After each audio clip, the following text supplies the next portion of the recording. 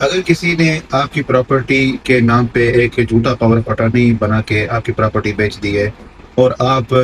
जो है वो अब्रॉड में रहते हैं, तो अभी आपके पास क्या रेमेडी है कि आप उस प्रॉपर्टी को कैसे रिकवर कर सकते हैं या उस पावर ऑफ अटॉर्नी को झूठा साबित कैसे कर सकते हैं? सबसे पहले आपने उस power of attorney, sale deed या जो भी टाइटल डॉक्यूमेंट्स जो रजिस्टर्ड हुए हैं सब रजिस्ट्रार के पास, आपने उन सबकी सर्टिफाइड कॉपीज लेनी है वहां से। उसके बाद जो है आप वो लेके जाएंगे नादरा में, और नादरा में उस पावर ऑफ अटॉर्नी पे जो एग्जीक्यूटेंट्स की जो सिग्नेचर्स हैं, थंब इम्प्रेशंस हैं, उनको वेरीफाई करवाएंगे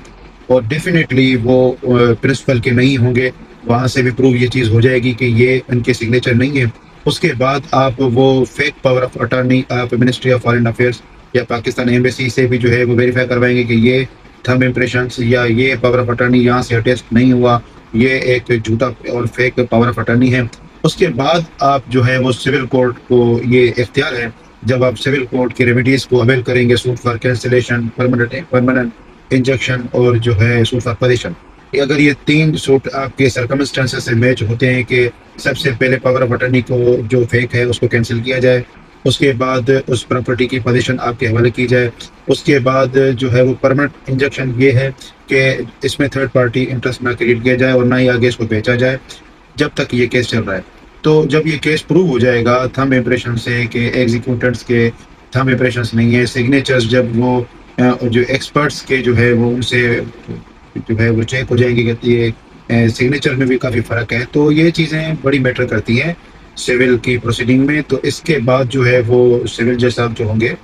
वो इस पे ऑर्डर करेंगे, और जो सब रजिस्ट्रार के पास जो एंट्रीज होती हैं वो एंट्रीज सिर्फ और सिर्फ कोर्ट की डिग्री से जो है वो चेंज होती हैं। तो जब कोर्ट की फाइनल डिग्री होगी उसके बाद सब रजिस्ट्रार जो है वो पाबंद है उन जो पुरानी जो फेक एंट्रीज थी, जो कि पावर जो एक फेक पावर ऑफ अटॉर्नी के बुनियाद पे जो है वो की गई थी, उसको वो जो है वो खारिज करेगा, और वो जो पुराना जो मालिक था जिसके नाम पे पहले प्रॉपर्टी थी उसी की एंट्री बरकरार रहेगी। तो ये एक छोटा सा प्रोसीजर था कि फेक पावर ऑफ अटॉर्नी को टाइमली कैसे जो है वो उसके खिलाफ लड़ा जाए। क्रिमिनल साइड पे अगर हम जाते हैं तो इसके लिए 420 पीपीसी की एफआईआर करवाएं, 468 फॉर्जरी और 471 471 पीपीसी के फॉर्ज डॉक्यूमेंट का यूज़ करना, किसी को धोखा देना, झूठे डॉक्यूमेंट दिखा के जो है वो कोई चीज़ हड़प लेना। तो ये सारी चीज़ें हैं जिनके खिलाफ हम क्रिमिनल साइड पे भी जा सकते हैं, रेमेडी में जा सकते हैं, लेकिन यहाँ पे सिर्फ सजा मिलती है, आपकी रिकवरियां नहीं होती, लेकिन उसके लिए आपको सिविल कोर्ट में जाना पड़ेगा।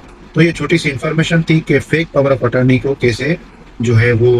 जो क्लियर किया जाए कि ये फेक है और अपना हक वापस कैसे लिया जाए। अगर आपके साथ या